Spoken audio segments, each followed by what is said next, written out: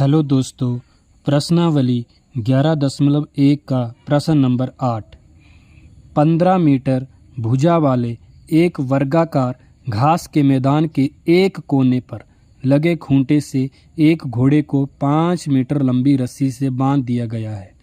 ज्ञात कीजिए नंबर 1 पे मैदान के उस भाग का क्षेत्रफल जहां घोड़ा घास चर सकता है।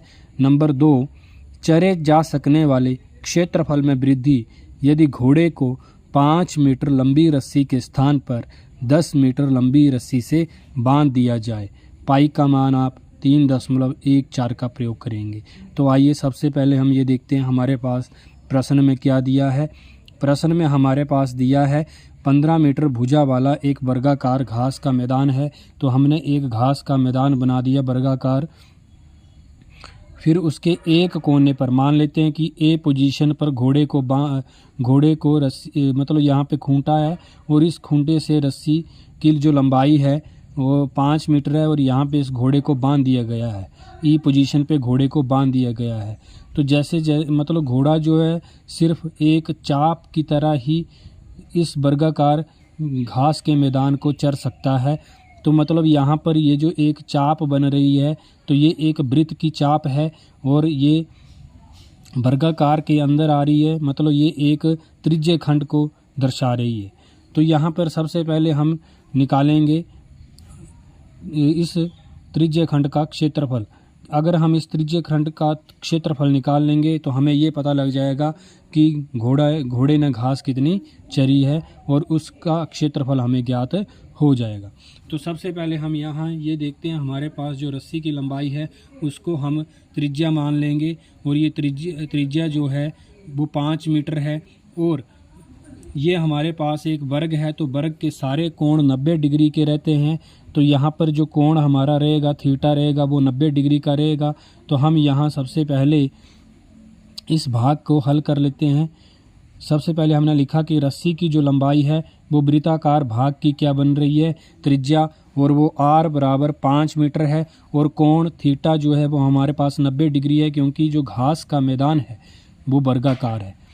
फिर हम मैदान के उस भाग का क्षेत्रफल जहां घोड़ा घास चर सकता है, फार्मूला हमारे पास त्रिज्य खंड का ही रहेगा, थीटा ओवर 360 डिग्री गुणा पाई आर स्क्वायर, मतलब ये त्रिज्य खंड का क्षेत्रफल, क्योंकि घोड़ा जो है वो सिर्फ इतने में ही घूम सकता है।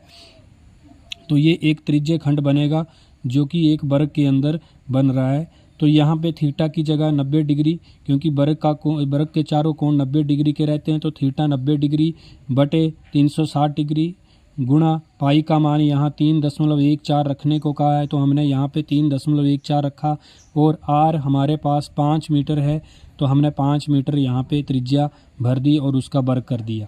उसके बाद हमारे पास 0 से 0 काट दी, 9 एकम 9, 9 चौके 36, 1/4 हमारे पास यहाँ से आ रहा है गुणा 3.14 गुणा 5 का वर्ग करेंगे तो 25 मीटर वर्ग हो जाएगा।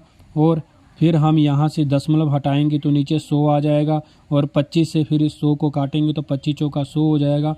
तो हमारे पास ऊपर सिर्फ 314 ही बचेगा, तो 314 आएगा और 4 चौके 16 हो जाएंगे।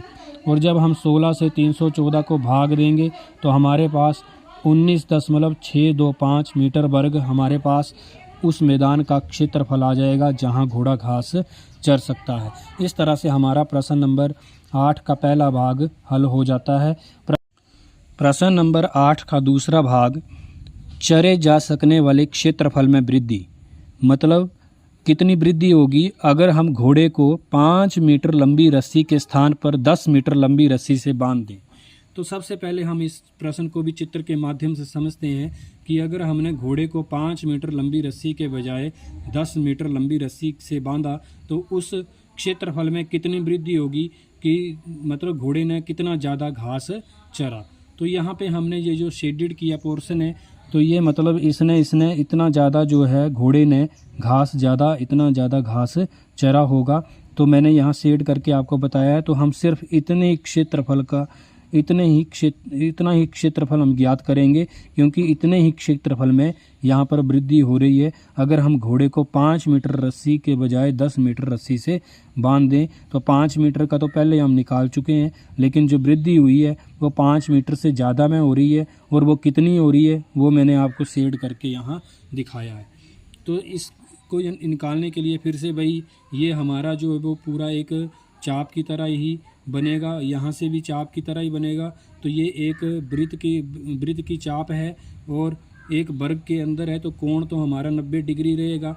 लेकिन हमने क्या काम करना है, हमने इस पूरे 10 मीटर त्रिज्या वाले त्रिज्य खंड का क्षेत्रफल निकालना है, जिसमें 5 मीटर वाला भी आ जाएगा। तो हमने फिर इस 5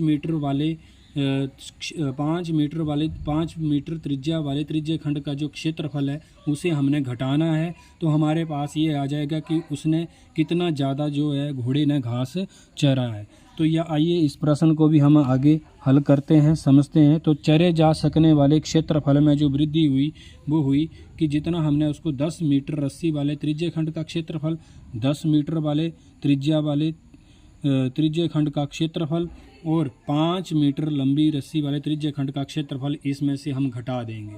घटाना है तो यहाँ पे θ/360 डिग्री गुणा पाए, और हमारे पास जो त्रिज्या रहेगी पहले बार 10 मीटर, तो 10 मीटर हमने माना है, तो 10 मीटर का वर्ग माइनस इसमें जो फार्मूला रहेगा त्रिज्य खंड का वही फार्मूला होगा θ/360 गुणा पाए लेकिन यहाँ पे जो त्रिज्या रहेगी वो 5 मीटर हमने भरनी है, क्योंकि 5 मीटर रस्सी वाले त्रिज्य खंड का क्षेत्रफल है, तो 5 मीटर भरेंगे। यहाँ पे θ/360 गुणा पाई दोनों में कॉमन है, उभयनिष्ठ है, तो ये बाहर आ जाएगा। और अंदर हमारे पास बचेगा 10 मीटर का वर्ग, तो 10 मीटर का वर्ग हो जाएगा 100 मीटर वर्ग, और 5 मीटर का जो वर्ग हो जाएगा वो 25 मीटर वर्ग रहेगा सिर्फ। और ये दोनों हमारे यहाँ कॉमन है, तो ये यहाँ एक कॉमन बार आ जाएगा, और बाकी अंदर हमारे पास 100 मीटर वर्ग और यहाँ से माइनस का सिर्फ 25 मीटर वर्ग रहेगा। 90 से 360 को काट देंगे तो बनेगा 1/4 गुणा, और यहाँ पाई का मान 3.14 भरने को कहा है, तो हमने 3.14 रखना है, गुणा 100 में से 25 चले जाएंगे तो हमारे पास 75 मीटर वर्ग आएगा।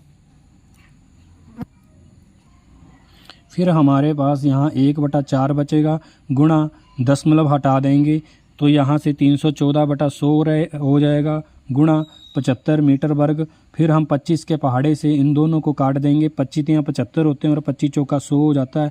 फिर उसके बाद 314 और ऊपर 3 बचेंगे, इसको गुणा करेंगे और नीचे 4 चौके हमने 16 कर दिया, आगे मीटर वर्ग है।